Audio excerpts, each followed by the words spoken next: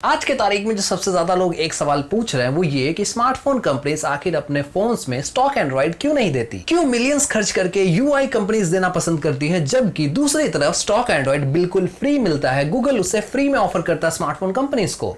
इसका जवाब उतना सिंपल भी नहीं है, पर आसान भाषा में इस वीडियो में हम बात करने वाले हैं इसी के बारे में और जवाब देने की कोशिश करूंगा कि क्यों आखिर स्मार्टफोन कंपनीज इतना पैसा खर्च करके R&D पे वर्क करके अपना यूआई लाती है, क्यों वो फ्री में मिल रहा स्टॉक एंड्रॉइड अपने फोन्स में नहीं देती। स्वागत है दोस्तों, मेरा नाम है धीरज, आप देख रहे हैं डिटेक। आइए जानते हैं।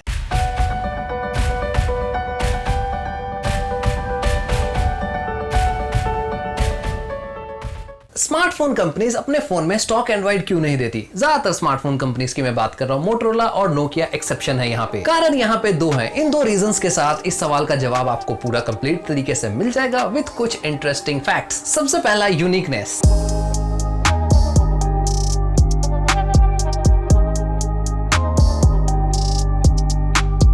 आज की तारीख में अगर हम बात करें तो UI एक मेजर सेलिंग पॉइंट है मार्केट में। आप किसी से भी बात कर लो, वो बात करता है UI के बारे में, चाहे वो पॉजिटिव हो चाहे नेगेटिव हो, लेकिन इंपॉर्टेंट चीज है कि उसके बारे में बात होती है। आप चाहे बात कर लो Xiaomi की तरफ से MIUI की, OnePlus की तरफ से Oxygen OS की, Vivo की तरफ से FunTouch, Oppo की तरफ से Color OS और Samsung की तरफ से One UI की। यहाँ पे एक चीज जो इन सब में कॉमन है, इन सारे स्मार्टफोन कंपनीज को आप अलग अलग नजरिए से देखते हो, तब भी इन सब में जो एक चीज कॉमन है वो इनकी है इंडिविजुअल आइडेंटिटी। जब भी आप स्मार्टफोन्स की बात करते हो इन सारे कंपनीज के बारे में, तब आपके दिमाग में आता है कि इन कंपनीज के पास अपना एक यूआई है और वो आपके दिमाग में एक इमेज डालता है, भले ही पॉजिटिव हो भले ही नेगेटिव हो। आपके लिए हो सकता है नेगेटिव हो, किसी और के लिए पॉजिटिव, आपके लिए हो सकता है पॉजिटिव हो, किसी और के लिए नेगेटिव, बट इमेज क्रिएट करता है। लेकिन वही दूसरी तरफ अगर हम बात करें कि सपोज सारे ही स्मार्टफोन में स्टॉक एंड्रॉइड आपको मिल रहा हो, तो सारे स्मार्टफोन में जब स्टॉक एंड्रॉइड मिलेगा तो क्या ऑपरेटिंग सिस्टम एक सेलिंग पॉइंट होगी? और सेलिंग पॉइंट अगर नहीं होगी तो लोग स्मार्टफोन को कैसे डिफाइन करके देखेंगे कि इनमें डिफरेंस क्या है? स्पेक्स के लिहाज से, डिजाइन के लिहाज से, और कोई फर्क नहीं रहेगा क्योंकि ऑपरेटिंग सिस्टम एक हो जाएगी, कैमरा ऐप्स एक हो जाएगा, डायलर ऐप एक हो जाएगा, सेटिंग्स एक हो जाएंगी, डार्क मोड और बहुत सारे थीम फीचर्स भी एक ही होंगे। और ये चीज कंपनी के लिए नुकसानदायक है क्योंकि अगर उनका कॉम्पिटिटर भी वही कर रहा है जो वो कर रहे हैं, तो जाहिर सी बात है वो बड़े मार्केट सेगमेंट को एक्सप्लोर नहीं कर सकते। मिसाल के लिए सबसे अच्छा एग्जांपल है कैमरा ऐप। आप कोई भी कंपनी उठा लो, वहां पे आपको कंपनी स्पेसिफिक कैमरा ऐप देखने को मिलेगा उनके स्मार्टफोन्स में। ऐसा क्यों?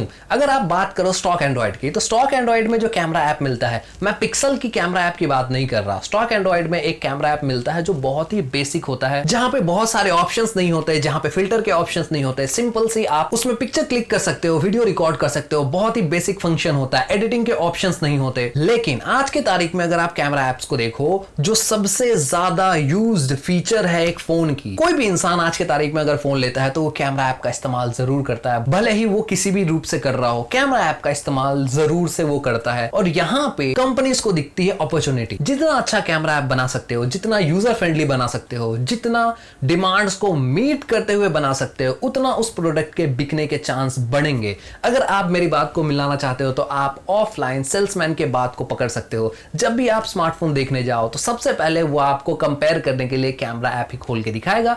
पिक्चर क्वालिटी के साथ साथ वो कैमरा में क्या क्या फीचर्स एक्स्ट्रा है ये भी आपको बताता है। यहाँ इस बात से हमें यह पता लगता है कि UI सिर्फ यूनिकनेस ऐड नहीं करती, यहाँ पे वैल्यू भी ऐड होता है। Uniqueness which defines the product and add some value to it. यहाँ पे कंपनीज इसी मूलभूत सिद्धांत पे काम कर रही हैं और आपको इसका असर मार्केट में भी दिखेगा। जब फोन्स बिकती हैं उसमें आप खाली गौर करना कि जो खरीदने वाला है वो किन फीचर्स के ऊपर ध्यान देता है। जब हम बात करते हैं यूनिकनेस की और वैल्यू ऐड करने की, तो ये फ्री में नहीं आता, इसके पीछे पैसे लगते हैं, कई मिलियन डॉलर्स की इन्वेस्टमेंट लगती है। उसके बाद आप एक ऐसा परफेक्ट चीज बना के रेडी करते हो जो आपके फोन के साथ मैच करेगा, और इसकी एक कॉस्टिंग होती है। जैसा मैंने बताया, इस कॉस्टिंग को मेकअप कहां से किया जाता है? क्या फोन के प्राइस से? आपको पता है फोन के प्राइस कितनी ज्यादा कॉम्पिटिटिव है, और खासकर हम अगर Xiaomi की बात करें तो वो प्रॉफिट मार्जिन सिर्फ 2 से 5% तक का रखती है, तो यहाँ पे प्रॉफिट तो उतना ज्यादा है नहीं। तो इस कॉस्ट को मेंटेन कहां से किया जाता है? यहीं पे आता है हमारा दूसरा पॉइंट, डेटा कलेक्शन।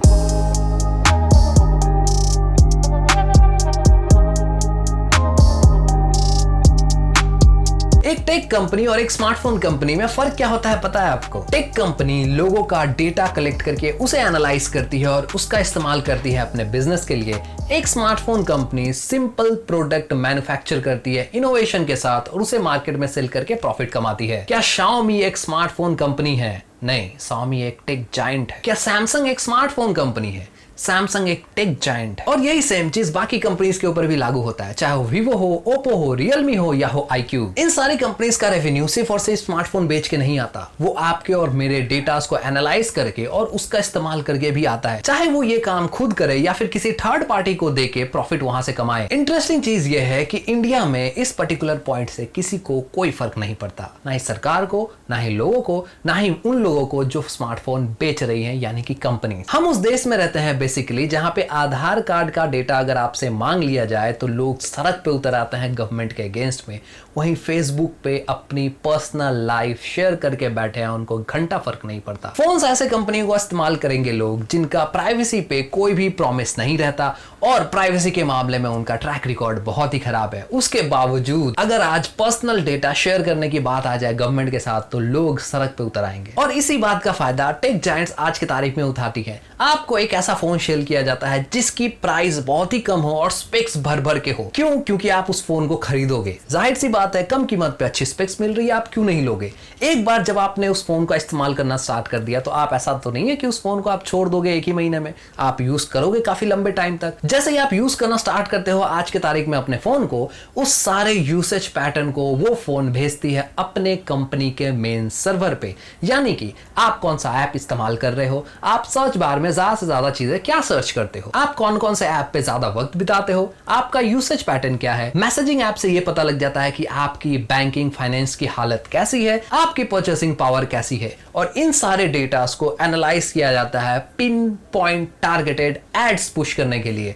आपने हाल ही के दिनों में इस तरह के आर्टिकल्स देखे होंगे जहां पे लोग इस बारे में बात कर रहे हैं कि कंपनीज, खासकर चाइनीज कंपनीज, कैसे अपने फोन में एड पुश कर रही हैं। यहां पे सैमसंग के फोन्स का भी नाम आया था जो बजट सेगमेंट में बिक रहे हैं। आपके सारे डेटा को कलेक्ट करके सिंपली एक ही काम किया जाता है, आपके फोन्स में एड पुश किया जाता है। तो आप सोच रहे होगे इससे प्रॉब्लम क्या है? एड्स अगर आपको अच्छी भी लगती है, आप उसको टॉलरेट भी कर जाते हो। प्रॉब्लम एड से नहीं है, प्रॉब्लम है उस डेटा को प्रोसेस करने के मेथड से, जो मेन रेवेन्यू का सोर्स है कंपनीज के लिए। और इसलिए भी कंपनीज स्टॉक एंड्रॉइड अपने फोन्स में नहीं देती। अगर वो स्टॉक एंड्रॉइड अपने फोन्स में देने लगी तो ये डेटा प्रोसेसिंग एकदम कंप्लीट तरीके से उनके हाथ से निकल जाएगा और फोन की कीमत फिर उनको बढ़ानी पड़ेगी।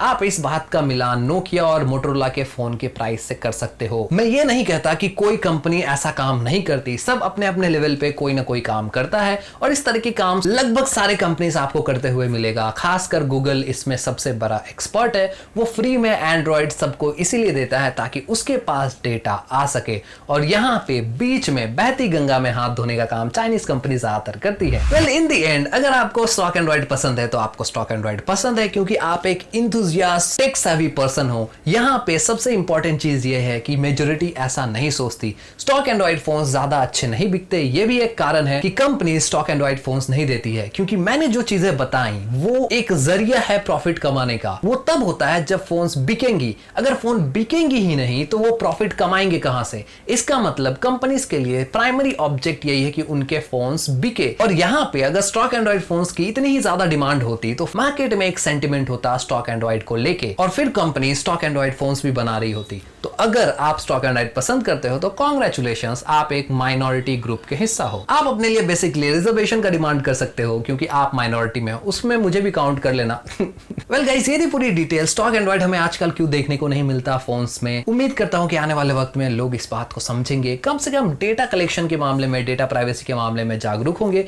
यूनिकनेस मैं भी चाहता हूं बरकरार रहे क्योंकि डिफरेंशिएट करने के लिए एक बहुत प्लस पॉइंट है। बस डेटा प्राइवेसी की गारंटी हो जाए, उसके बाद कोई दिक्कत नहीं है कि यूआई कौन सी है। मिलूंगा एक नए वीडियो के साथ, तब तक के लिए जय हिंद।